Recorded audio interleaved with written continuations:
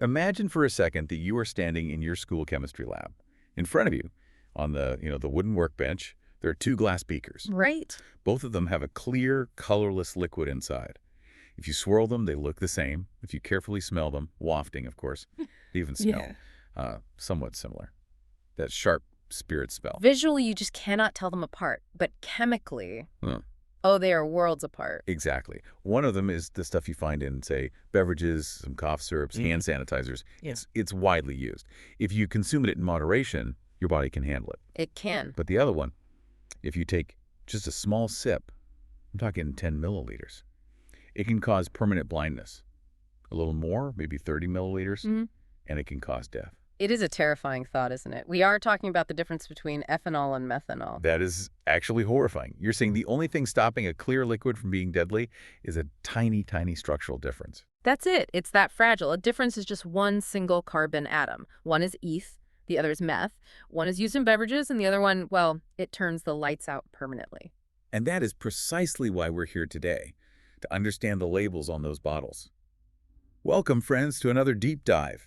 Today we are opening our insert textbooks to Unit 7, Alcohols, Phenols, and Ethers. A very important unit for the boards. And specifically, we are tackling a topic that many Class 12 students think is just about memorizing hard words, but as we just saw, it can actually be a matter of life and death nomenclature. Look, obviously we want that 95 plus in the board exams. That's the goal. But nomenclature isn't just for marks. It's the system that keeps scientists and people safe.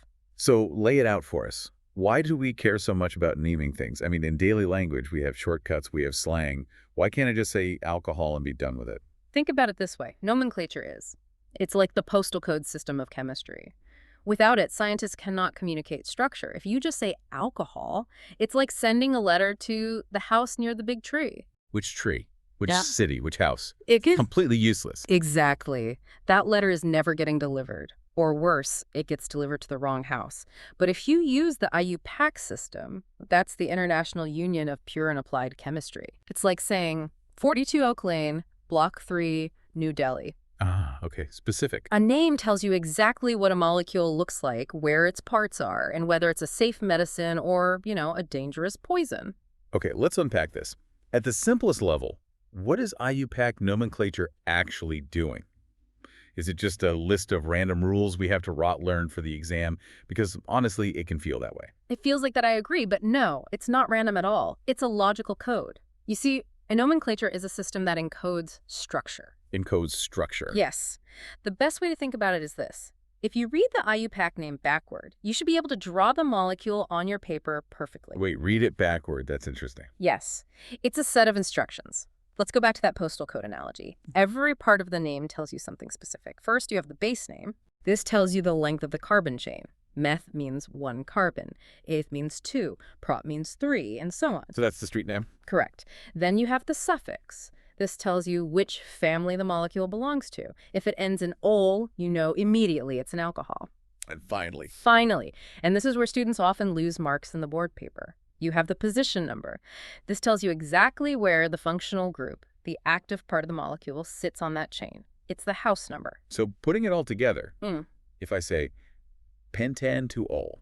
You're telling me, take a 5-carbon chain, that's pent, make sure it has single bonds, that's the N, and add the alcohol group, that's the ol, specifically at position number 2. That makes so much sense. You're just breaking it down. But what's really happening at the particle level, when we name these things, what are we describing? We are describing the hierarchy of the molecule. The carbon chain is the skeleton, the backbone. The functional group, like the SOH in an alcohol, is the active part. It's the part that actually does the chemistry. And the number is its address on that street. Precisely. So for our listeners preparing for their exams, what is the anchor definition they need to keep in their heads? The exam-safe one. Okay, if you want the exam-safe definition, this is it. IUPAC nomenclature for alcohols uses the suffix ol with a position number. For phenols, the benzene ring is the parent. For ethers, the oxygen is named as an alkoxy prefix on a shorter alkyl chain. I want to pause on something you mentioned. We hear the word ethanol all the time, but in class, my teacher insists on ethanol. Why the difference? Are they the same thing? This is a classic trigger for misunderstanding and a place where students lose half a mark unnecessarily. Okay. Ethanol is a common name, a shortcut. It's acceptable in conversation. But ethanol, That is the systematic IUPAC name. In your board exams, you should always prefer the systematic name. Why? Yep. Is the examiner just being strict? It's about removing any ambiguity. The systematic name includes the position number. It shows the examiner you know exactly where that functional group is located. For ethanol, sure, it's obvious because there are only 2 carbons. But once you get to propanol, you must specify if it's 1 or 2. Okay, I get the logic. But sometimes just seeing words on a page is hard. I need a way to visualize this. Do you have an analogy that can help us build these names in our heads? I do. I like to think of it as a recipe. Imagine you're baking a cake. I'm listening. I like cake. So the carbon chain is your dough, the flour, the main body of the cake. A small cupcake or a big wedding cake, that depends on the number of carbons. Okay, so a 1-carbon dough is a cupcake, and a 5-carbon dough is like a layer cake. Got it. Right. Now, the functional group is the specific flavor you are adding. In this unit, our flavor is vanilla, that represents the alcohol group, the AOH. And the position number. That is the step in the recipe where you add the flavor. Imagine that layer cake. Do you put the vanilla in layer 1, layer 2, or layer 3? Ah, I see. So pentan-2-ol implies take a 5-carbon dough, that's pent, make sure it's plain with single bonds, and then inject the alcohol flavor specifically into layer 2. Perfect. Now here's the question. If you put it in layer 3, is it the same cake? I mean, it would taste the same, wouldn't it? It's still a vanilla cake. Ah, but structurally it's different. It becomes pentan-3-ol. It is a different molecule. And in chemistry, structure is everything. But why do we need such strict rules? Why can't I just say an alcohol with 5 carbons? Why does it matter if the vanilla is in layer 2 or layer 3? Because alcohol with 5 carbons is ambiguous. It's a problem that needed solving. You know, before 1892, chemistry was chaos. People used random common names. But in 1892, chemists created IUPAC to stop this confusion. So it's about universal communication. Exactly. It allows a chemist in India to understand a chemist in Japan perfectly.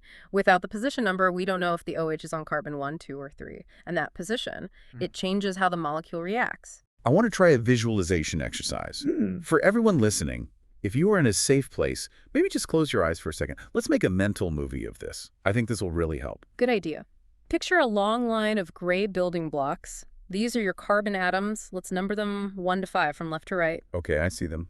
5 gray blocks. Number 1, 2, 3, 4, 5. Now walk over to block number 2. I want you to plant a large red flag right on top of that block. A red flag on block 2. Got it. It really stands out against the gray. That red flag, that is your AOH group. Now just read what you see. You have 5 blocks. That's pent. They are connected simply. That's in. You have a flag at position 2, and the flag is an OH group. That's ol. Pentan-2-ol. Exactly. The name is just a description of that picture. Now, keep your eyes closed. Imagine taking that red flag out of block 2 and sticking it into block 3. Okay, just moving the flag 1 block over. The structure has changed, so the name must change. Now it's pentan-3-ol. The name and the structure are locked together. You cannot have one without the other. That is really clear. It's just a map. Okay, let's go back to the beginning. The life or death scenario. Methanol versus ethanol. Why is that meth versus if distinction so critical? It comes down to what we call the observable phenomenon. In a lab, they look the same, but inside the human body, your liver treats them very, very differently. How so? What is the liver doing? Let's look at methanol. It has 1 carbon. When it enters your body, your enzymes attack it. They turn it into formaldehyde. Formaldehyde. Isn't that what they use to preserve dead bodies in biology labs? Exactly that. It fixes tissue. It is incredibly toxic to living cells.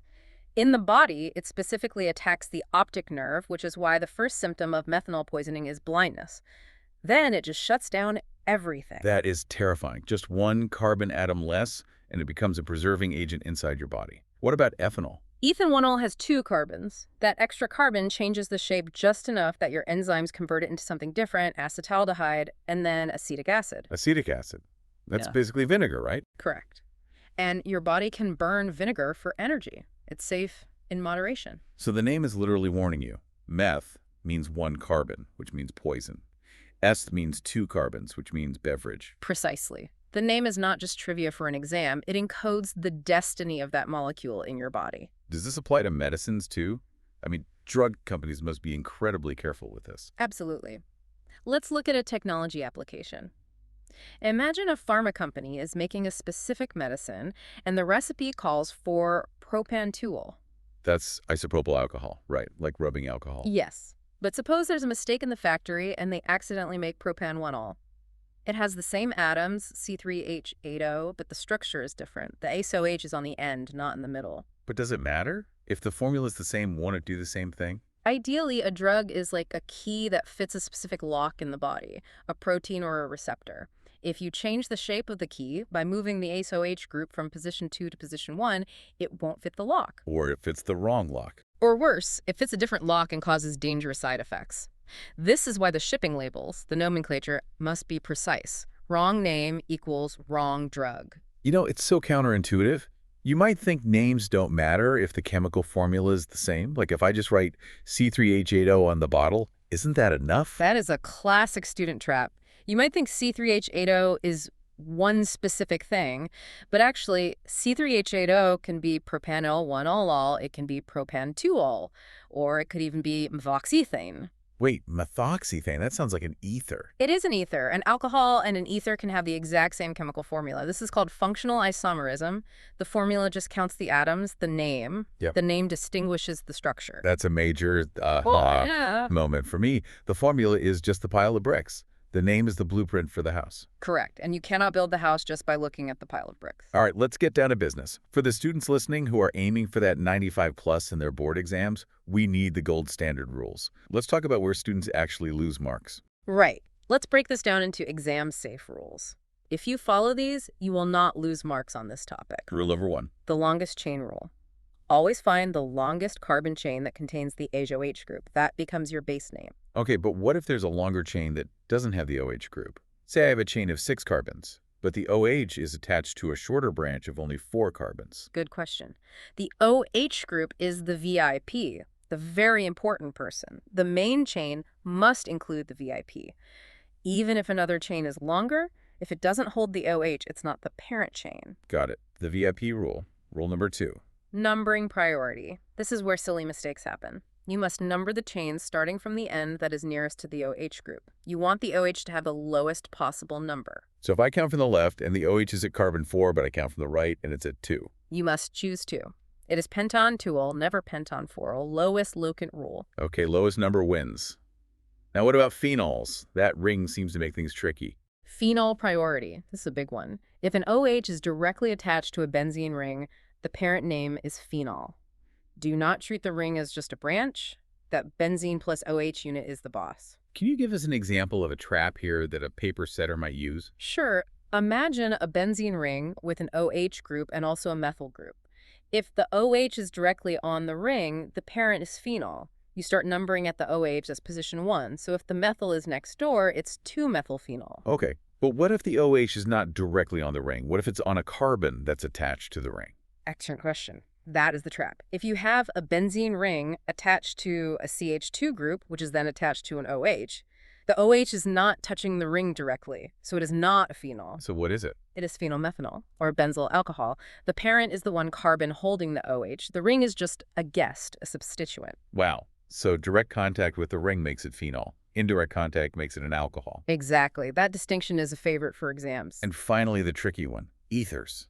They always feel like the weird cousins of the family. Yes, ethers are often confusing because the name is split. Just remember, ethers are named as alkoxyalkanes. Alkoxyalkanes. How do we decide which part is which? Say I have an oxygen between a methyl group and an ethyl group. Who gets to be the alkane and who gets demoted to alkoxy? It's a bit sizist, I'm afraid. The oxygen always goes with the shorter carbon chain to form the prefix, the alkoxy part. The longer carbon chain gets to be the parent alkane. It feels like a betrayal. The oxygen chooses the small guy. Think of it like the oxygen is bullying the smaller group. It grabs it and says, "You are with me now."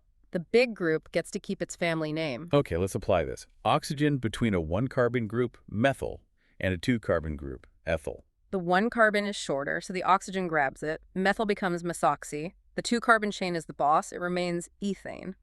So the name is methoxyate. Methoxyethane. Why not ethoxymethane? Because that would mean the oxygen went with the larger group, ethyl. That violates the rule. The larger group must be the parent alkane. Got it. Small group plus oxygen equals the prefix.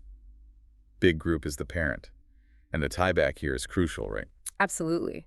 Getting the numbering or the parent chain wrong changes the compound's identity in the examiner's eyes. In a synthesis problem, if you name the starting material wrong, your entire reaction mechanism will be marked wrong. So, precision is key. Don't rush the naming step. Never rush the naming step. It is the foundation for everything that follows. Let's do a quick revision summary before we wrap up. Yeah. We have covered a lot, from deadly poisons to bullying oxygens. Let's recap. First, the core idea. Nomenclature is not random. It's a recipe or a postal code that encodes the structure of the molecule. Second, the visual. Remember the gray blocks with the red flag. The position of that flag determines the name and the properties. If you move the flag, you change the molecule. Third, the warning. Never forget methanol versus ethanol. One carbon atom changes a beverage into a poison. The name alerts you to this danger. And the golden rules for exams. Always number your carbon chain from the side closest to the functional group. For phenols, the OH on the ring makes it the boss. And for ethers, The oxygen goes with the small group. exactly. Methoxyethane, not ethoxymethane. Simple, clear, and essential. Friends, thank you for joining us on this deep dive into nomenclature. We hope this makes Unit 7 feel a little less like a list of rules and more like a logical language. It really is a language. Once you learn to speak it, organic chemistry becomes a story, not a puzzle. Next time you pick up a bottle of anything, shampoo, medicine, whatever it is, look at the ingredients. Look for those IUPAC names and ask yourself, can I draw the structure just by reading this? It's a great way to practice. Keep studying, keep curious, and we'll catch you on the next deep dive. All the best for your preparations. All the best.